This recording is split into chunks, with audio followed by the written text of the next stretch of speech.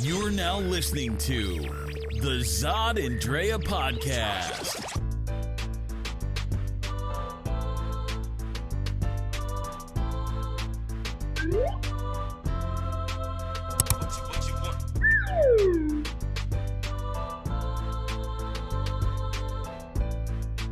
Hey, welcome back to the Zod and Drea podcast. Thanks for tuning in again, everybody. Yeah, we hope your week was awesome. And, of course, if you didn't check it out last week, we have the corporate entities that stand up for political issues, which was the Colin Kaepernick issue.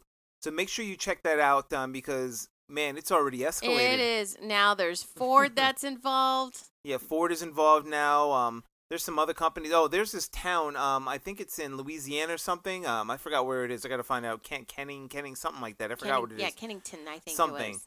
But I know it's down in Brazil. I guess she either grew up there or something. But there's like some sort of a recreational facility or something where the mayor now banned Nike from the recreational facility. Parks and Rec cannot wear any Nike gear or even the booster clubs. Yeah, the booster clubs. And there's some other places also around the country doing the same thing as if, okay, so we're going to limit a company's expansion because that's our stance. So in other words, we're going to force people what they can and cannot wear in like publicly. And how is that still supporting capitalism? Like, how is that? Forget that. How is that supposed to be patriotic? Right. But yet Nike stocks were up, though. Nike stocks went up. People are talking about it. Like, their whole plan worked. Mm-hmm. So, I mean, you can't get mad at them for that. People are buying Nike. Their stock is up. And people are actually looking at this issue of what the Second Amendment right is that's supposed to be, I guess, afforded to all of us as citizens. But anyway, make sure you check out that issue. That episode's 125. So let's get into it. What are we doing for 126? 126? Isn't that this episode? Oh, this is episode number 126. Can you believe it? 126 of Zod and Drea. So one of the things we're going to do is we're going to talk about the double standard of women in sports, which happens to be, about Serena Williams. If you haven't seen what happened last time, that was something that was really interesting. I mean, it's every woman of color has dealt with something like this on some level. So this is going to be a great conversation to have. Good and convo. Then we're going to also talk about the movie that was so scary that we saw this week. And shout out to Victoria and Matt who we were able to live to tell about it. They withstood it. So we went and saw The Nun. So if you haven't seen our movie review on the Zod and Drea podcast or on social media, make sure you do tune in and check that out. And what is our main topic? Main topic is remembering September 11th and its place in American history. So, of course, that's today, September 11th, which also happens to be my company, Redline Designs, birthday as well. But we're not going to talk about. Thank you. But we're not going to talk about that one right now. We're going to talk about September 11th later on. But right now, let's talk a little bit about. Let's just dive into it. We're going to talk about the double standard of women in sports, featuring Serena Williams, which is the big topic. Now go ahead and kind of take back to I know for me, I look back at when she was coming onto the scene again, right? It was just a week and a half ago that she was banned from the French Open from wearing her unitard. She wore this unitard, which was a black unitard.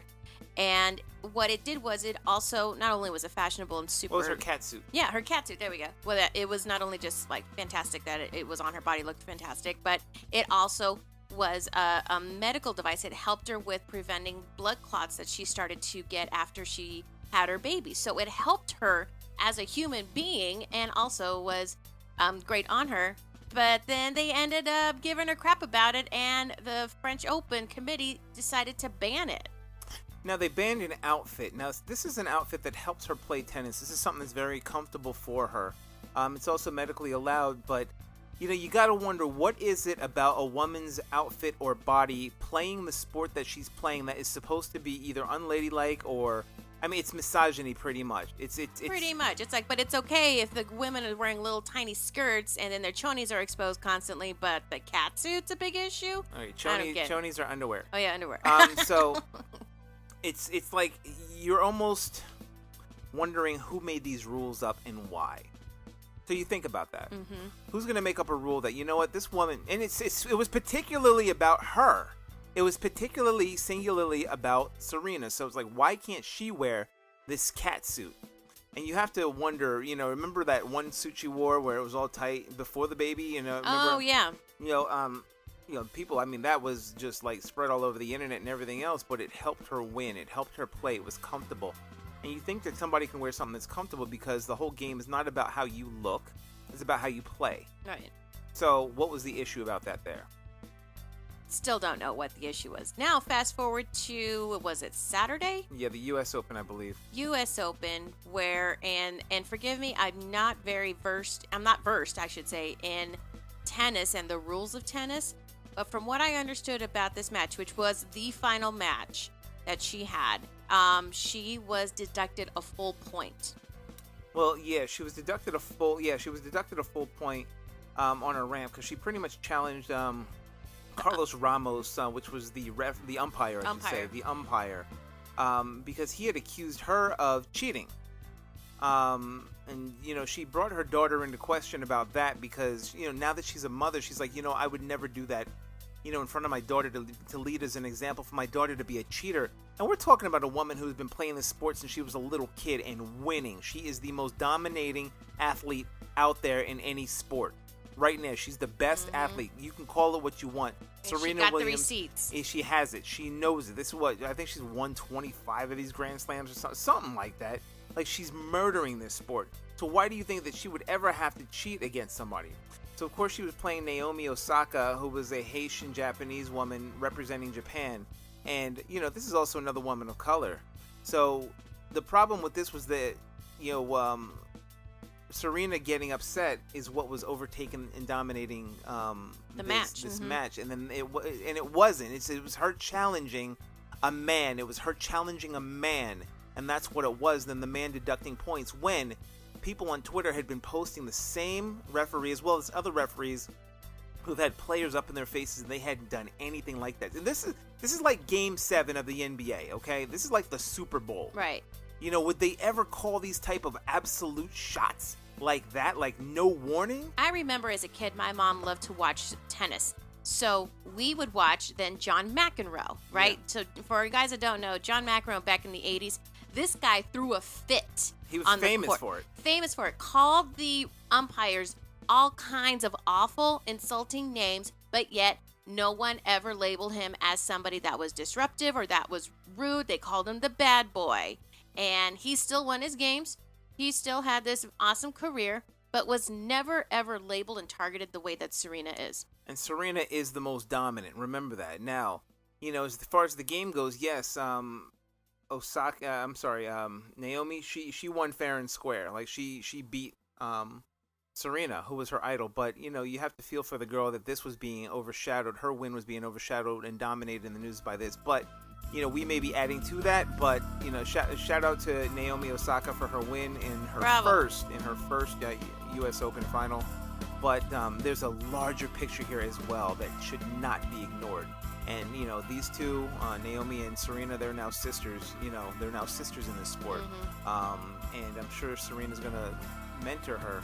And look out for her, just like she did on the court when she told the people not to. And she said that in her press conference, and I'll wrap this up really quick. She said, for women to feel that it's okay to be emotional and to express yourself, fine, I'll take the hit for that today so that women tomorrow can be able to do this. That's it, and that's a hero. Anyway, let's talk about The Nun. Now, if you haven't seen the movie, all right, this is going to take a little bit of history. Look at you getting all comfortable in your chair. Because it's like, ooh. So if you haven't seen it, The Nun is finally out, and it is number 5 in the Conjuring universe. So if you haven't seen it, can you believe that? So there's The Conjuring, there's The Conjuring 2, Annabelle Creation, and then The Nun. So The Nun is a demon possessed. It's just a demon. It's not even possessed. It's a demon, which usually never took human form. That had been featured in The Conjuring 2 for the first time. They battled the nun really quickly. So, of course, just like in Annabelle, like what the issue was with Annabelle in The Conjuring, they went and took that story a little further. So now they're doing this. And The Conjuring, to me, is one of the scariest movies out. And I don't get scared. Like, I don't get scared of movies, but it gives that tingle to me to where I'm like, this is a good horror movie. It's great pace. The way that James Wan had directed it, everything was just beautiful about it. It's scary pace, and I can see why someone would jump at so many areas of it. My sister and I screamed and jumped, like traumatized her dog because we were so scared. And that's a good movie. I loved Annabelle because Annabelle's pacing was extremely slow. And I don't want to give anything out in case nobody has seen it, but then again, you should have taken the last few years to see it. So that's your fault. Like, seriously, Sucks to be it sucks to be you. But the fact that everything was based on tension and you waiting for something to happen, and it either did or it didn't. But it's like that doll. It was that doll. Like, that was so. I loved the way it was, but then they explained why the doll was the way it was. But when it comes to the Nun, they didn't have that same slow pace, that same slow terror, that feel of dread in this movie. It had one good scare in it, maybe 2 or 3 to tell you the truth, but it didn't have that overall, like, there's something behind me, except in this theater there actually was. There was something hawking loogies. Anyway, I think we got SARS. Oh man, it we was got gross. all kinds of, Ebola. So besides the lady hawking up loogies behind us, it was that feeling of, I don't know, it was like a regular movie. I didn't feel like I was a part of it. I guess if that's Yeah, that's how it is. And I'm the biggest wimp, right? I'm like, I had it built in my mind that I was going to be so scared, that it was going to be ridiculous. And yet I was okay. Like, I think I just screamed maybe once, maybe jolted once, and that was it. And I was really expecting that a lot of the scenes of where it's just the shadow, or it's you don't know what's happening, and it was a little silly. And I think they could have really built on that backstory so much more. Maybe because, I went to, grew up Catholic and was around nuns in school all the time. I always knew nuns were mean, so it was no shock for me. There were some things that they could have done, like for instance, that nun, like the demon nun. They still didn't really give a history of where it formed. It said why it formed, more or less, but why choose that nun? Like that, and then the powers of it, but whatever. But it just wasn't like the tagline that I had written on my movie review was not as scary as today's Catholic Church. Ooh. Yeah, no, that's mean, but whatever. But it's true. But it's true. But it's one of those things where even in its first appearance in The Conjuring 2, the first time you kind of see it, I don't know if you remember when it was down the painting. Hall. No, when it was down the hall. When she's like, who's that? Oh, the little girl. The girl that's right. And then it was just, ooh. Like, they didn't have that sense of dread, that right there. And I wish they did. I'll probably check it out a second time. Who knows? But it's all right for a horror movie. It's just in The Conjuring, I think it could have done better. Yeah, I expected more. Yes. I'm a Juan fan. Yeah, but anyway, go ahead and read the interview. Please listen carefully. Hey, what's up, everybody? I'm Zod. And I'm Drea. And we want you to check out the Zod and Drea podcast every Tuesday. Where can everybody find us at? You can always check us out on www.zodanddrea.com. Where else? You can always check us out also on Facebook at Zod and Drea. Instagram? Zod and Drea. Snapchat? Zod and Drea. YouTube? Zod and Drea. I see a pattern. So if you haven't caught that, catch us at Zod and Drea on all the social networks. But also, make sure you subscribe to the Zod and Drea podcast. Where? At zodanddrea.com. And also on YouTube and iTunes, Google Play, Stitcher, and iHeartRadio. We're coming for you. Let us know what you think. And if you want to be a guest, reach out to us. And put all of your input into whatever our topics are for the week. So we hope to check you out and see you there. Bye! All right, we're back, people. So, remembering 9/11 and its place in American history. 17 years. 17 years it's been since Wow. the attacks. Let's just get right into it. So if we remember 9/11, and it even has its own tag, 9/11. Like, to me, it means something different, like I said, because my business was started on 9/11 in 96. But one thing that we have to take into consideration is the fact that the people who are now pretty much juniors and seniors in high school have no recollection and no understanding. Anyone who's 17, 18 years old, they have no idea what 9/11 is. They know what it is, but they don't have the emotional connection to it. And hopefully, if their school allows them to have updated books, they have it in their history books. But that's another story. Anyways, So if you really check that out and really take that into context, it's starting to lose its power. It's remembering 9/11. They always say never forget. But I want to know, what is it am I never forgetting?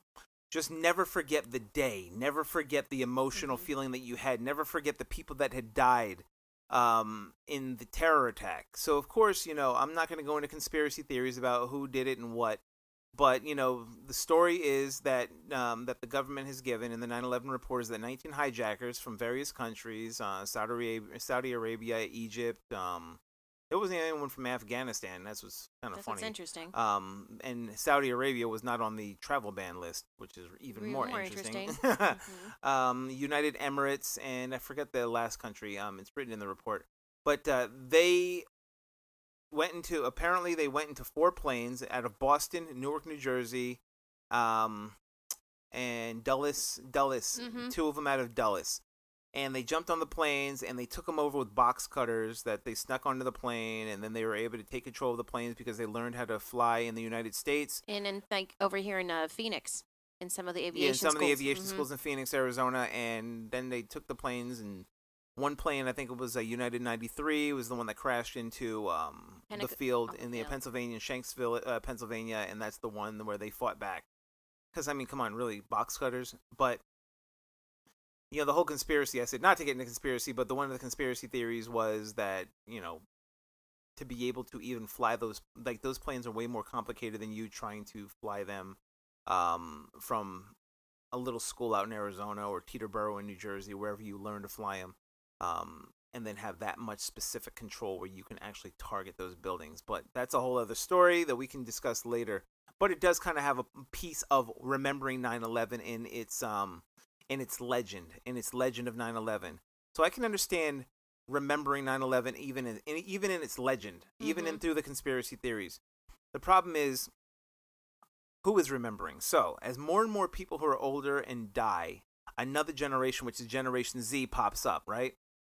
So if they're now being born into the never forget, but they're like, but we were never here to remember, it's losing its power. So at some point it was, hey, never forget Pearl Harbor. Yeah. But anyone in Generation Z, what was that? I think that was like 1945, December 7th. I can't remember. I'm going to have to look it up now.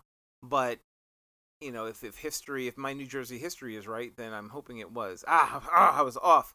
It was December 7th, 1941. Oh, for the love. I'm 4 years off. Damn you, New Jersey education system.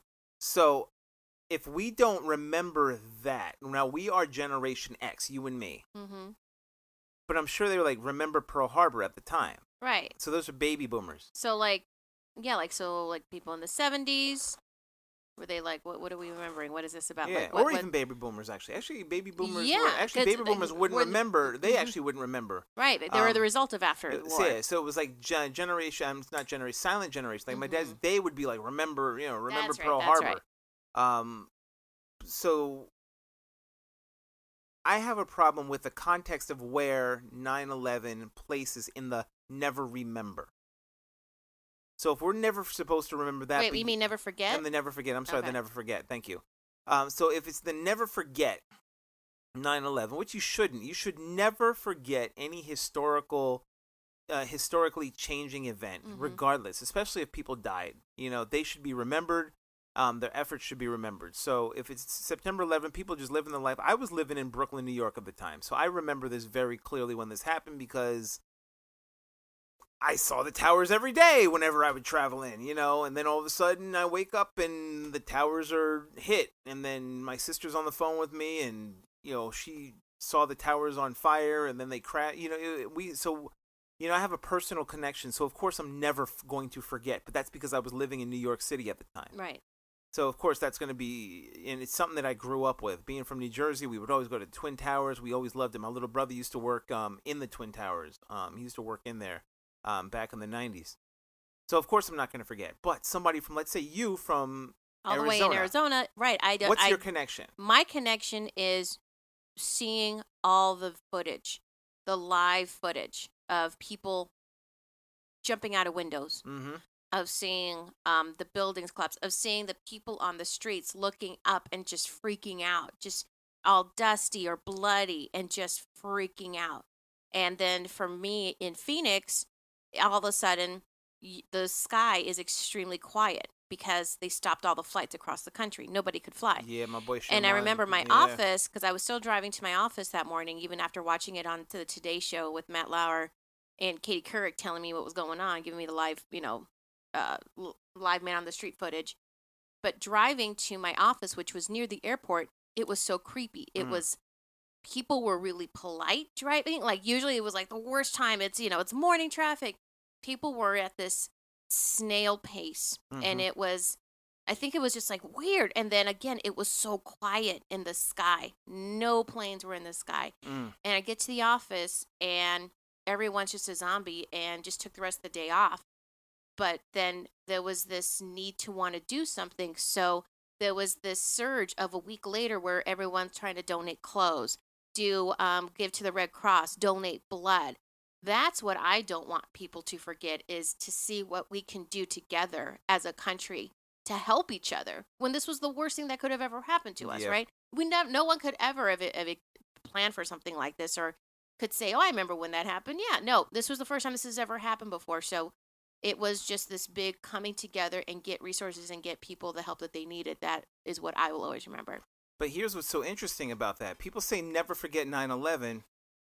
But then whenever you bring up slavery, it's like, oh, that was such a long time ago. It's not worth remembering an entire history. Oh. An entire history in this country that, brought every black person you see here has some sort of connection to it. At least most of them has a connection to it. So, of course, we embrace not slavery, but the people that are brought here through our food, our music, the drums, things that we had brought here all culturally, the art that we have. It's all connected. Some of the foods that you eat, please, you may think, oh, it's a delicacy. No, that was slavery food. We also say, hey, never forget the Holocaust, but nobody ever says, that's a long time. No one ever says about the Holocaust, oh, well, that was a long time ago. With slavery, they will. With slavery, they'll be like, oh, you know what? Forget about that was a long time ago. But yet the same people will always be like, oh, you know what? Let's save these Confederate flags. Let's save these Confederate soldiers. We need these monuments. We need these monuments. We'll fight for them and take our tiki torches and fight for these. But as soon as you bring up slavery, it's like, why am I supposed to not remember or not feel, or you not feel slavery?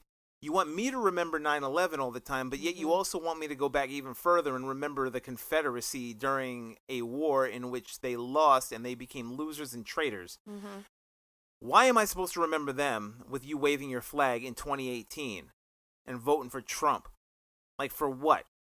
So there's this racism that's in there. Well, and there's also too, why can't we always remember and never repeat this again when it comes to the Native American children, especially here in Arizona? Indian school. In the Indian schools. Road in the was 40s and 50s because, or whatever it was. Yeah, never forget them, but they're never remembered. It's like somebody had brought up, I saw, where they had changed PS to a Peak from Squaw Peak. And they're like, oh, because the name was, bad, so we're going to name it after, somebody else who I guess has a native name. And, we can she do that. Was a first woman to die in battle. In this war. Exactly. In Afghanistan. After 9/11. So they named the mountain after her. As well as I think the road is like PS, whatever. They named it after her. So they were able to remember in such a grand fashion. In my little town of New Jersey, it's a little town, but they have a piece of the 9/11 memorial in my little town. Like, it's a 9/11 memorial. It's like, but you had nothing to do with 9/11. What is that even doing here? But it's a never forget. It's a never forget symbol to say never forget this event, which you shouldn't. But then you have such other things in history where, do you remember what the second largest, terrorist bombing in the United States was? Was that Oklahoma City? Oklahoma City, 1995. But you don't hear anyone saying never forget. Maybe in Oklahoma City they do. And here, around like 1996, they were like, no, never forget. We forgot. Well, yeah, because it was the nice white boy next door that blew up everybody. Yeah, he blew up all those little babies. Also a racist, too. A racist. He was a scumbag. He and his boy, Terry Nichols. They did training up here too. God, there's something about Arizona. Yeah, it's warm all the time. They're like, yo, I can go and train and to kill people over there. So whenever people do that, where you remember 9/11, where its place is in history, just know that generation after generation that goes by, people are going to start to forget. One thing that we did was, it was 9/11. It was big, crazy thing, 2001, and then 2002 comes around, and they had a big event, and we're gonna do all this, and they read everybody's names who died. They're giving them their props, and people are there crying, and the whole 9 yards. And then the same thing with for maybe 5 years or so they did this. Then it starts to soften a little bit. For the next 5 years, then it's like, okay, we're gonna dedicate maybe a bit of the day of the news day to it, whatever. Then you look at it maybe 5 years later, 15, and it's like, okay, there's a good hard mention, and 9/11, but other news things are pressing. You look now they may talk about 9/11 tomorrow or today. I'm sorry, today on the news. You may turn it on your TV and see what you're listening to or watching.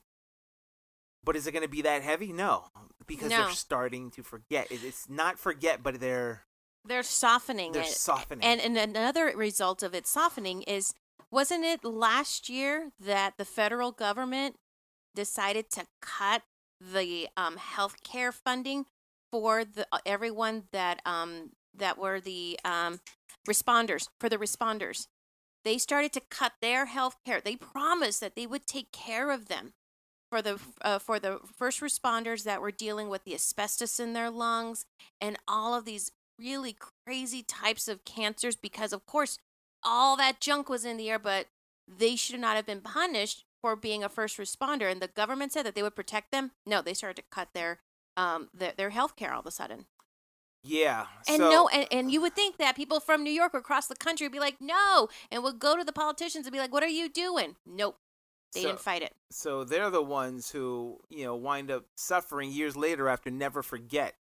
There are people, the Me Too movement that's going on right now, it's never forget as well. There's certain things. Who was that dirtbag with the God, what was his name? With the Olympic, God, what was his name? The Olympic stars, the molester, doctor, whatever his name is. Oh, yeah, Nasser. It's like, never forget that, because there are certain things that you don't want to repeat. You do not want to repeat. So that's why you never forget. Never forget 9/11. It's like, it's true. What am I not forgetting? And I understand. So then I don't repeat again. So you don't repeat again. You remember those who died. You honor those. And like I said, it has a place in history. It has a place where you should never forget. Mm-hmm. But it does not make it more important than slavery. The enslaved for 250 years people, African people. It doesn't have any more of a significance or importance of people who died in the Holocaust, or people who died in Japanese concentration camps, or the people who died from medical experiments put on by the government, or people who died. It just goes on, or people who are being arrested and separated from their families, destroying their families over at the border in 2017, 2018. These are things that should never forget. People don't even remember the Gulf War. Whatever happened, remember the Alamo. It's like, yeah, now it's such a saying that people still don't know what the hell happened at the Alamo. Like, remember the Alamo. And then you go see the Alamo. Remember we ran by. It's like, damn, it's so small. Right. And I'm like, I don't like the Alamo. A lot of Mexicans died there. I don't like it. Yeah, what are you remembering? No, don't like it. So, yeah, that's what I'm left with is, what do I take away? And that's what I take away from it all, is what we can do together, what we can do to help each other. Because that was a really cool vibe to have afterwards. And I hate to say that it caused over 2,000 people to die. And another thing, don't forget about Puerto Rico. It has now been documented that more people have died from the result of the hurricane than 9/11. Darn it, I went over. Man, don't worry about it. Can you believe it? This is just how heated it gets. Let us know what you think, wherever you can find us on every one of our platforms. You see it, remembering 9/11 as place in history, just let us know what you think about it. What do you remember? Yeah, but in the meantime, we want to make sure you know that we are going to be having an interview with author of Democracy in Chains, Nancy McLean, coming soon. She will be here on September 23rd for the Rockin' Democracy. It's going to be music. It's going to be guest speakers. It's going to have David Garcia, who's a candidate for Governor. Terry Goddard, who for Outlaw Dirty Money. It's going to be live music. The Harvest, Grateful Dead tribute band. It's going to be a lot of fun. But we didn't say is that it will be emceed and hosted by me, Zod, Zod and Drea will also be there, so this is I gonna won't be a lot. emceeing. She won't be there. She won't be No. emceeing unless I bring her up, but it's gonna be No. a lot of fun, all right? But anyway, check us out, all right? We'll talk to you later. Bye.